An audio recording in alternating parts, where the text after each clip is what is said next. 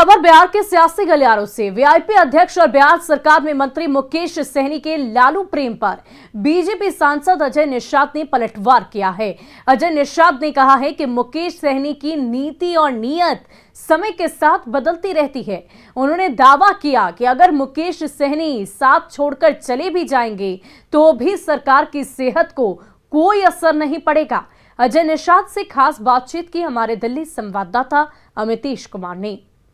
NDA के partner हैं Mukesh Sahni, VIP party के राष्ट्रीय अध्यक्ष भी हैं, बिहार सरकार में मंत्री हैं। उनकी तरफ से कहा जा रहा है कि लालू यादव से जिस दिन उनकी विचारधारा मिल जाएगी वो लोग साथ जा सकते हैं।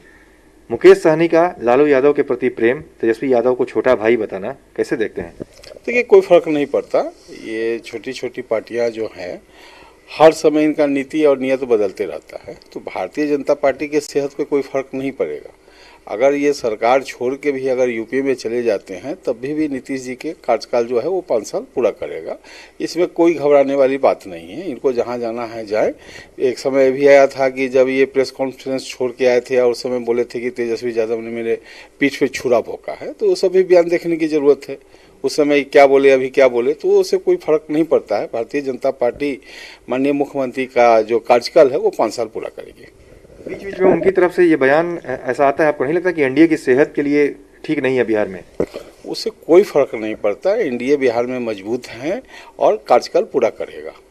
इनको जहां जाना है जाए। इनके विधायक इनके साथ नहीं हैं।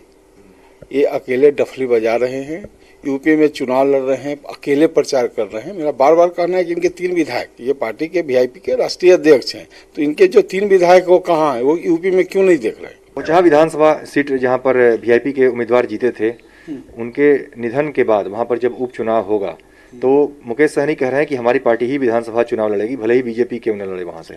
वो तो वहाँ तो भारतीय जनता पार्टी लड़ेगी। उसी दिन तय हो गया था। इन्होंने कहा कि यूपी चुनाव हम लड़ेंगे, तो हम लोग तो वहाँ बोचहा में तैयारी भी शुरू कर दी है। भारतीय जनता पार्टी वहाँ चुनाव लड़ेगी। बीजेपी सांसद है, इनका कहना है कि मुकेश सहनी के एनडीए छोड़कर जाने से भी कोई फर्क नहीं पड़ेगा एनडीए सरकार पर।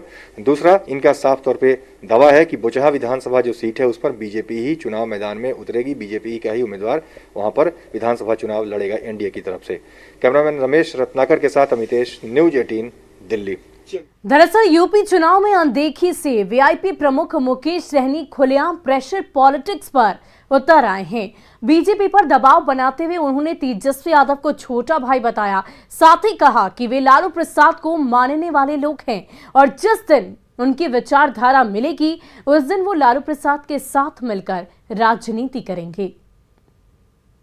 डबल इंजन की सरकार का जो घोषणा है 19 लाख लोगों को रोजगार देना, वो नहीं करके आप ऐसे चीजें पे आप टाइम बर्बाद कर रहे हैं, तो ये मुझे लगता है कि एज ए गठबंधन धर्म निभाए। तेजस्वी यादव को भी आप छोटा भाई मान रहे हैं अभी? अरे है तो उसको नहीं कैसे मानेंगे? कल भी हमारे छोटे भाई थे, आज भी हैं और कल भी रहेंगे।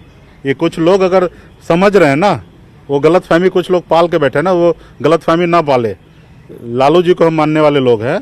जब तक हमारा उनका विचारधारा नहीं एक जगह होगा तब तक हम दोनों भाई अलग रहेंगे, और जिस रोज हम दोनों का विचारधारा एक होगा तब तक हम दोनों भाई एक साथ राजनीति करेंगे।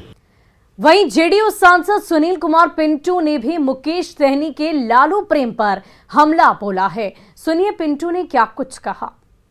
माननीय मुकेश सहनी जी को पिछले बार भी उनको प्रेम मिला था, फिर वहां से उनके पीठ में खंजर भोंका गया था। इन्होंने ही कहा था मान सम्मान इज्जत अगर मुकेश सहनी जी को मिला है तो एनडीए में ही मिला है।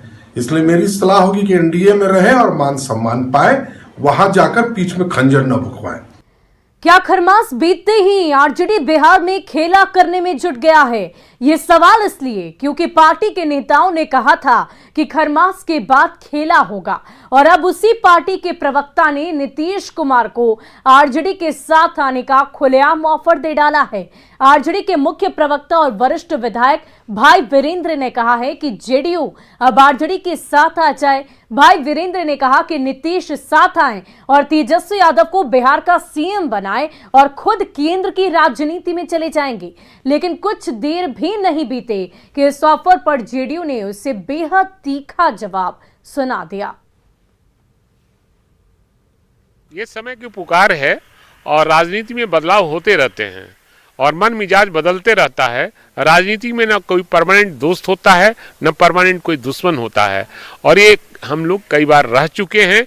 इसलिए आने वाले दिनों में कुछ भी संभावना से इनकार नहीं किया जा सकता। सवाल है हमारे नेता तेजस्वी प्रसाद यादव मुख्यमंत्री बनेंगे, इनका समर्थन अगर देना चाहते हैं तो आवे और दें और तेजस्वी यादव को मुख्यमंत्री बनावे। अब वो केंद्र में जाएंगे, वो एमपी उनको बनाया जाएगा, राज्यसभा में जाएंगे, राजनीति ऊपर गिर करेंगे। नीतीश कुमार जी कोई आवेदन देने गए हैं क्या आरजेडी में? आवेदन तो देने का काम नहीं किए हैं। देखिए, कुछ लोग रात में सपना देखते, आरजेडी के नेता दिन में ही सपना देख ले, ख्याली पुलाव पका रहे कि सत्ता में आ जाएं। इनको सत्ता का जो चस्का लगा हुआ है ना, उनको हर समय अंदर से कचोटता है मन की सत्ता में रहे, मलाई खाने का मन करता है। हम लोग मलाई खाने का काम नहीं करते, हमारे नेता काम करते हैं। वो लोग जुबान चलाते हैं, हमारे नेता काम करते, इसलिए ख्याली पुलाव छोड़ दें। और खबर बगहा के रामनगर से, जहां इन दिनों लोगों को बाघ का खौफ सता रहा है। सूचना के बाद वन विभाग की टीम इलाके में बाघ के पद चिन्हों की तलाश कर रही है। वहीं ग्रामीणों का दावा है कि बाघ गांव के आसपास घूम रहा है। जंगल से भटककर रिहायशी क्षेत्र में बाघ आने की खबर के बाद ग्रामीण आग का सहारा ले रहे हैं। मामला रामनगर प्रखंड की सोनखर पंचायत की शिवपुर कॉलोनी सरेह का है, जहां अलग अलग जगहों पर बाघ नजर आए, जिससे लोगों में भय का माहौल बना है। फिलहाल वन विभाग के कर्मी पग मार्ग की तलाश कर रहे हैं। उसमें जो गणना है हमारा, शाम 6 बजे हम गए हैं तो वहीं एक बाघ हमको देखे हैं कि निकाल कर वो गन्ने के पास में खड़ा था। हम देखकर भाग गए, गांव में जाकर लोग से बोले कि बाघ वहाँ प्लॉट में है, तो सबको इकट्ठा हुए, लेकिन उस समय रात हुआ, उसके बाद में यहाँ आदमी नहीं पहुँच पाया। आज से लगभग 2-3 दिन पहले कुछ क्रिकेट खेलने आए बच्चों द्वारा बाघ को देखे जाने का आशंका जताया जा रहा है, जिसके बाद पूरे गांव में भय का माहौल है। रात को लोग आग जला के यहाँ पे गुजारा कर रहे हैं, रात में जागरण कर रहे हैं। मेरा वन विभाग से ही अनुरोध है कि आप लोग आके यहाँ का निरीक्षण करें, कैसा क्या माहौल है। अगर कोई ऐसा जंगली जानवर होगा तो आप लोग उसे रेस्क्यू करके ले जाए। और अगली खबर कटिहार से, जहां एक मैट्रिक फेल गुरुजी शिक्षा विभाग की आंखों में धूल झोंककर 10 सालों से सरकारी स्कूल में शिक्षक बने हुए थे। निगरानी विभाग की जांच में इसका खुलासा हुआ है। प्राणपुर थाना क्षेत्र के प्राथमिक विद्यालय तीली टोला के शिक्षक पप्पू मंडल पर फर्जी डिग्री के आधार पर नौकरी करने का मामला दर्ज किया गया। बताया ये जा रहा है कि पप्पू मंडल ने साल 2000 में मैट्रिक पास करने का जो अंक पत्र जमा किया है, उसमें वो 2nd डिवीजन से पास है। वहीं बिहार विद्यालय परीक्षा समिति की ओर से जारी रिजल्ट में वो फेल हुए थे। मामले के खुलासे के बाद आरोपी पप्पू मंडल फरार है। इधर शिक्षा पदाधिकारी ने कहा है कि मामले में नियम के मुताबिक कार्रवाई की जाएगी।